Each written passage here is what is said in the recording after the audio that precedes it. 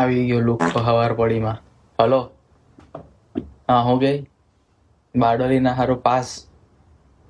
જો ભાઈ તારે પાસ લેવો હોય તો લે, તારે જોઈએ તો 10 દાડા જા, તારે જોઈએ તો ની જા. મને હવે તું પાસના હારું ફોન નહીં કરતો. હું પાસ લેવાનો નથી ને હું બારડોલી ગરબા ગાવા જવાનો નથી.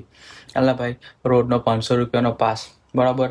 હવે તું બારડોલી લઈને જાય 200 રૂપિયાનો પેટ્રોલ બાર ત્યાં ગઈને તું એમને એમ તો આવવાનો નથી. 200-500 નું ખાહે, રોડનો 1000-1500 નો ખર્ચો થઈ જાય બરાબર.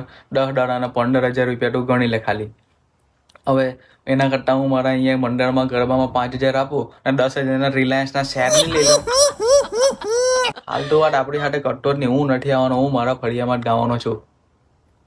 હું કે તારા પપ્પા હું કે તારા લગ્ન નથી થતા તે તો બારડોલીમાં ગરબા ગાવા બહુ પોરી આવે તો ત્યાં પોરી જોવા હારું જવાનું એમ.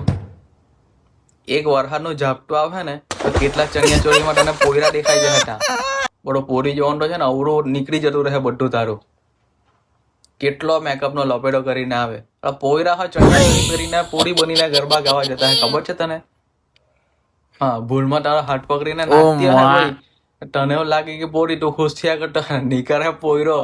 હા એના કરતા આ બધું જવાનું છોડો ને પોતાના ફળિયામાં ગરબા ગાઓ. મા બાપને સારું લાગે, ફળિયાવાળા લોકોને સારું લાગે ને રંગત જામે. સમજ પડી?